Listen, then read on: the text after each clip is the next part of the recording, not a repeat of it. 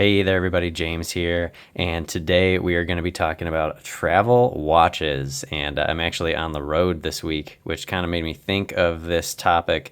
And so we're going to talk a little bit about which watches should you be considering if you're looking for a great piece to travel with. And there's a few different things that you want to consider if you're thinking about a travel watch. And I think, the first thing we'll talk about is the actual travel functionality. And so I've got my Sky Dweller here, one of my absolute favorites in the collection. And something that the Sky Dweller has that is unique is it's got a second time zone in a 24-hour format, which is also known as a GMT function. And you've probably heard that term before. There's another model from Rolex called the GMT Master 2, which has the same function, but around the outside with a ceramic bezel, where the second time zone is timed there versus on an inner ring like it is here on the Sky Dweller. So two models from Rolex that, in my opinion, actually make really great travel pieces because they have that GMT functionality. So as you can see locally where I am right now, it is 1:30. And then if you look at the second time zone here on the inner circle, it's 12.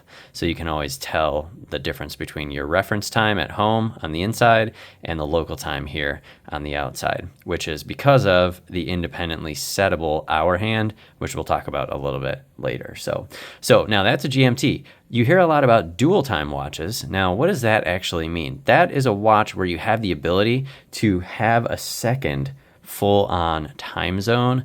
And you can actually tell the time, not just in a 24-hour format, but where you have a secondary function that actually tells the time there versus a function that tells the time at home. So there are some watches that will have a dual time function as opposed to just the GMT. But, again, either one will do the job. Obviously, the dual time will be a little bit more specific as far as telling you the exact time in that other time zone.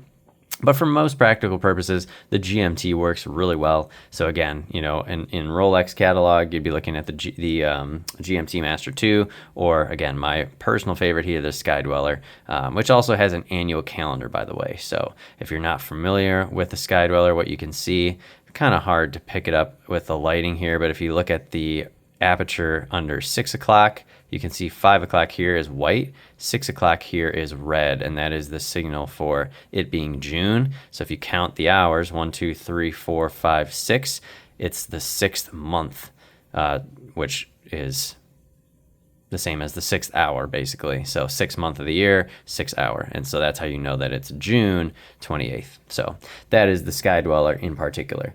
Now, there's also other watches. Let's say that you're traveling maybe internationally across a date line, or, you're making some common flights from, Asia to the West Coast of the US, or, from New York to somewhere in Europe. And in those cases, it may actually be helpful for you to have a travel time or a world time watch. So something like a Patek Philippe is very well known for their world time watches. If you're looking for something a little more budget, you have Mont Blanc actually makes a really great travel time watch for a very reasonable price point. So that's where you just have to, again, think about what is your budget? What are you looking for there?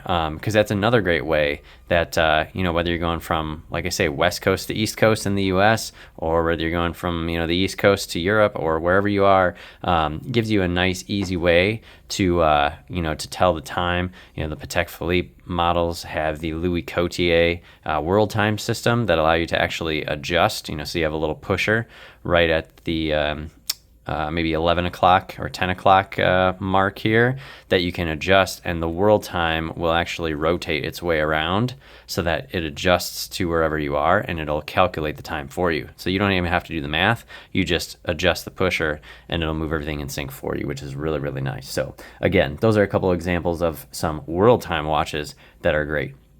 Now, the last thing to consider is something that's not as uncommon as like a world time function, and that is your independently settable Hourhand. And I did mention that with the Sky Dweller, so let's just look at that really quick. Again, if you're not familiar with the Sky Dweller, the bezel is the ring command bezel, and that's part of the movement. So clockwise, all the way is my home position.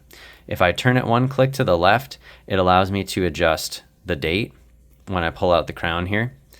So I'll do it just to show you. So now I can adjust the date. And again, it's the 28th, so I'm going to keep it on the 28th.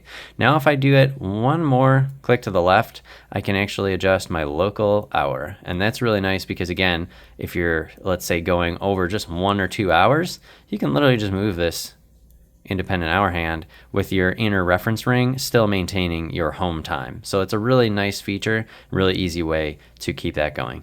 If you wanted to set the reference time, you would go one more click to the left, which would be counterclockwise. I'm not going to do that because that's not the purpose of this video, but just a little bit of a quick demo on the Sky Dweller. So models with the independently settable hour hand, again, Rolex catalog, you have the Sky Dweller. Another one of my personal favorites is the Omega Aqua Terra. Many of their movements with the 8900 series calibers, I believe, is one of the first ones where they started to do that. So if you're looking at an Omega watch, you will have a lot of options with that independently settable hour hand. So again, you can just cycle that hour hand through and rotate hour by hour so that you don't have to stop the watch. You know, and depending on how precise you want to be with your watches, everybody's a little bit different with this, but that way you don't have to completely stop the watch and then set it, you know, hack the watch, set it, and then, you know, wait another 60 seconds or whatever to start it right at that precise seconds point. If that's how you roll, you may not, and that's okay. But again, this is just an example of a model from Rolex where the bezel itself functions also for the movement.